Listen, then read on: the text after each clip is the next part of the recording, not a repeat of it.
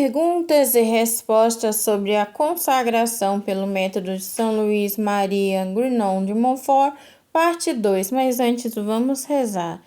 Ó Maria concebida sem pecado, rogai por nós que recorremos a vós. Ave Maria, cheia de graça, o Senhor é convosco. Bendita sois vós entre as mulheres, e bendito é o fruto do vosso ventre, Jesus. Santa Maria, Mãe de Deus, rogai por nós, pecadores, agora e na hora de nossa morte. Amém. Em nome do Pai, do Filho e do Espírito Santo. Amém. Vamos à primeira pergunta. O que acontece depois da consagração? Olha, essa é a minha resposta bem sincera, porque assim as pessoas criam uma expectativa e tal, então não é mágica. Não fica tudo mais fácil, pelo contrário.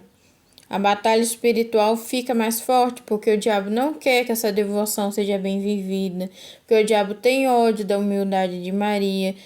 Por outro lado, justamente pela devoção ser interior, Maria socorre em pequenos detalhes e você percebe. A cada terço rezado, a cada confissão feita, a cada missa bem rezada, Maria ajuda na batalha. Mas não é como algumas pessoas pensam. Vou me consagrar a Nossa Senhora e vou virar o Pedro Siqueira. Vou ver Nossa Senhora em todo lugar, vou ver os anjos e os santos. Não é por aí que funciona. Consagração, ela é algo, para ser vivida interiormente, e não quer dizer que Deus vai te dar visão e que você vai começar, vai virar igual o Padre Pio, que também via Nossa Senhora. Não é assim. Tá? Então, se você tem essa fantasia, consagração a Nossa Senhora não é mágica. As coisas não vão mudar assim, me consagrei a Nossa Senhora, acabou meus problemas.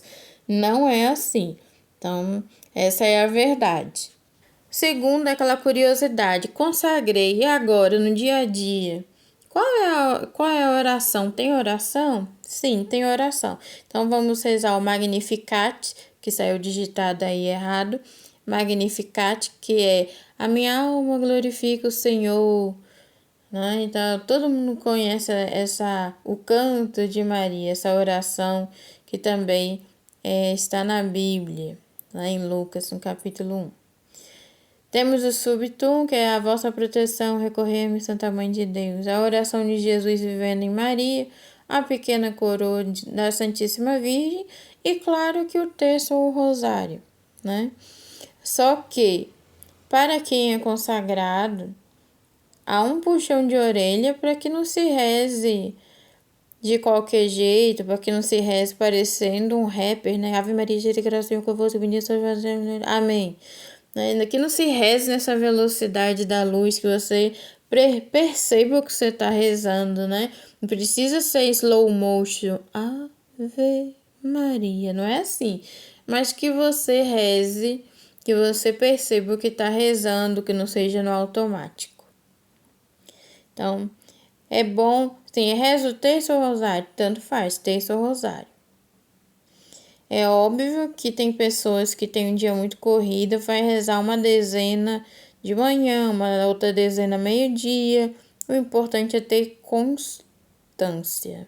3. Quais são, em resumo, os efeitos desta consagração na alma de quem a faz? Primeiro, conhecimento e desprezo de si mesmo. Então, você passa a perceber aquelas preguiças, os gatilhos para cair em pecado, Então, ali é o conhecimento e desprezo de si mesmo. Se eu começar um exemplo, se eu comer um pedaço de chocolate, eu vou querer comer a casa inteira, então eu nem como. Um exemplo. Participação na fé de Maria. A graça do puro amor. A graça de uma grande confiança em Deus e em Maria. Então, a gente se entrega mais, a gente não se sente órfão, nem por pai, nem por mãe. Comunicação da alma e do espírito de Maria. Então, a gente vai sentir a comunicação de Nossa Senhora na nossa alma, ali conduzindo no dia a dia, para que a gente não surte, para que assim, no português, claro, né? Pra que a gente não surte, que não caia em discussão, para que a gente tenha mais paciência, para que a gente tenha uma palavra de amor para a pessoa mais necessitada. Então a gente vai vendo a ação de Maria na nossa alma, né? A transformação das almas em Maria, a imagem de Jesus Cristo. Então nós temos aí em outras palavras, uma conversão maior que vai acontecendo, né, todo dia na nossa alma, mas também através das nossas atitudes. 7. A maior glória de Deus. Porque por esta prática fielmente observada se glorificará muito mais a Deus em um só mês do que por qualquer outro em muitos anos, pois por essa espiritualidade se renuncia à própria vontade e às próprias operações para tudo se realizar, visando agradar a Deus em tudo e fazer sua santíssima vontade em todas as coisas. 4. Existe padrinho ou madrinha para esta consagração? Não existe padrinho ou madrinha para essa consagração. Essa consagração você não precisa de padrinho ou madrinha. Ah, mas tem uma pessoa que me ajudou na consagração. São pessoas que orientam, mas não são padrinhos. Nesta consagração não existe isso. Agora, quinta pergunta. É possível que uma pessoa que não saiba ou não possa ler venha fazer esta consagração, ou seja, uma pessoa já de certa idade, que nunca aprendeu a ler e escrever, uma pessoa que já esteja idosa, que não consegue ler o livro. É possível essa pessoa fazer a consagração? Sim, é possível, desde que haja quem a instrua no conhecimento da verdadeira devoção, de modo que possa ter uma ideia clara do que é esta consagração para fazer consciente. Então, né, essa pessoa, independente da idade, ela tem que receber aí umas catequese do que diz o livro. Ou mesmo, né, alguém colocar o audiobook, né, para a pessoa ouvir o livro, mas assim, se a pessoa tem certas dificuldades, não consegue ler, é preciso também que se explique com palavras claras, simples, entendeu? Então, assim, não é só falar assim, ela pode ser, a pessoa pode ir lá, né, ser consagrada. Não, tem que ter um acompanhamento, tem que ter alguém para ajudar, já que ela não sabe ler, já que ela não pode ler. Aí, no dia da consagração, poderá repetir a fórmula da consagração lida por alguém e no final dizer, concordo, né, com assim seja. Ou seja, né, dependendo da pessoa, se não conseguir nem realmente repetir, porque já tem certa idade, não consegue ficar repetindo, não pode estar falando muito, então no final a pessoa diz que assim seja. Sexta pergunta: com quantos anos se pode consagrar? Bem, a igreja tem como a idade da razão 7 anos, que a pessoa consegue entender. Então, a partir do entendimento, né, a gente já tem ali uma chave. Mas veja, a pessoa tem que saber, a criança tem que saber ler e escrever. E também precisa ser instruído pelo pai, pela mãe, e é de bom tom que tem a primeira comunhão, né? Não é sair correndo para fazer a consagração da criança e a criança nem entende o que é. Então, é preciso fazer essa consagração, não às pressas, para poder, né? Primeiro, dentro de casa tem que ter a oração do terço, a criança tem que entender. E a gente sabe que o livro é difícil, por isso mesmo tem uma dica aqui para quem quer que a sua criança, né, seja menino ou menina, faça essa consagração. A dica são essas edições para criança. Uma é escrito pelo padre Rodrigo Maria, que é a mais antiga, assim, ele foi o primeiro padre a produzir um material voltado para criança, E fazendo essa pesquisa para achar a foto desse livro para criança, eu descobri que a Canção Nova também fez um livro, né, voltado para criança, é uma adaptação. Eu não li, mas na época que eu fiz a consagração, eu conheci uma pessoa que era casada e que os filhos usaram esse material do Padre Rodrigo Maria, e com certeza a Canção Nova ela tem o seu zelo. Eu tenho muitas edições da Canção Nova, eu confio, embora não li nenhum dos dois, por isso que eu tô aqui indicando. Porque afinal de contas, se nós adultos temos dificuldade de ler o tratado, porque tem um português arcaico, porque tem muito latim, então a gente precisa, né? A gente precisa em pensar nas crianças, né? Que nem todas as crianças são prodígio, que já sabe falar latim, fala voz me ser. A criança normal, né? Ela tá ali no seu momento aprendendo a ler. Então, esses dois livros são uma adaptação do tratado. É a dica que eu dou para você comprar, ler, né? Você conhece o seu filho, sua filha, para ver se eles vão conseguir entender o linguajar. Senão você vai lendo, vai dando uma catequese até ele chegar a entender. E aí sim, né, fazer a leitura do livro com a sua ajuda, e aí chegar um dia que finalmente vai poder se consagrar. E aí algumas pessoas vão falar assim: "Ah, mas criança se consagrar, tendo consciência, né, gente? Às vezes as pessoas querem que o filho se consagre, mas dentro de casa não rezam nem um terço em família. Outra coisa, mas é um adolescente, 15, 16 anos. Não é melhor esperar ficar mais velho? Não, gente.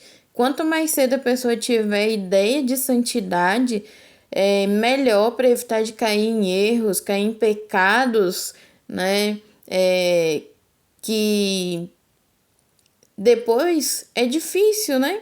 Que a gente faz a confissão, mas a marca fica no corpo, a marca fica no emocional, na memória. Então, assim, se você tem um filho, uma filha, criança ou adolescente que quer fazer a consagração, ótimo, né? Eu acho maravilhoso, e quanto mais cedo melhor, mas tem que estar atenta, a criança tem que saber o que está acontecendo. Sétimo, não é preciso um sinal, uma moção espiritual para poder consagrar, alguém no grupo de oração falar, o padre, né, falar alguma coisa na homilia, ter um sinal, alguém for falar, me convidar, não. Nossa Senhora, ela já escolheu a todos seus filhos para que sejam consagrados. Ou seja, no momento que Nossa Senhora deu sim a Deus, né? Faça-se em mim segundo a tua palavra. E gerou Jesus Cristo. Acompanhou Jesus até a cruz, né?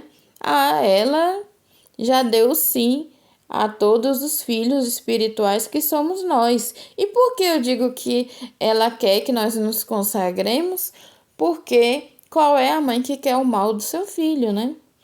Ainda mais quando se trata não de qualquer mãe, mas de Nossa Senhora, que é a mãe mais perfeita que existe na face da terra, é Nossa Senhora. Nossa Senhora é a mãe perfeita, mãe caridosa, mãe misericordiosa. Então ela quer salvar as almas. Então, se você já ouviu falar sobre o tratado, se você está ouvindo falar de consagração, não pense que, mas eu não sei, eu acho que ainda não recebi o chamado, né? Não ouvi interiormente. Sinceramente, não é assim que funciona. Você estuda, você pesquisa e se decide. Se sim, você, como eu disse no vídeo, né, na parte 1, faz todo o processo da consagração de ler o livro, os exercícios espirituais e tal. Não depende dessa chamada interior, certo? Então, tire isso da cabeça e parte para a consagração. 8. É verdade que o demônio escondeu o tratado? Bem, dentro do próprio tratado a gente lê que o santo diz, olha, vai ficar escondido, o demônio não vai querer que isso fique, né, para que as pessoas saibam. Então, ficou escondido por 130 anos dentro de um baú, até que um dia foi achado. E é isso, é verdade. O demônio escondeu, porque ele sabia, né, que esse método, essa consagração, é um método, uma forma de salvar as almas, porque lembra a gente todo dia sobre fazer valer os nossos votos do batismo, ou seja, renunciar a Satanás na nossa vida, nos nossos atos. Então, sim, é verdade, esse livro ficou escondido por 130 anos. Nono, como explicar a devoção à família? Olha, a devoção é uma coisa individual, portanto, você não tem que ficar explicando, pois é uma devoção para ser vivida no seu individual e interiormente.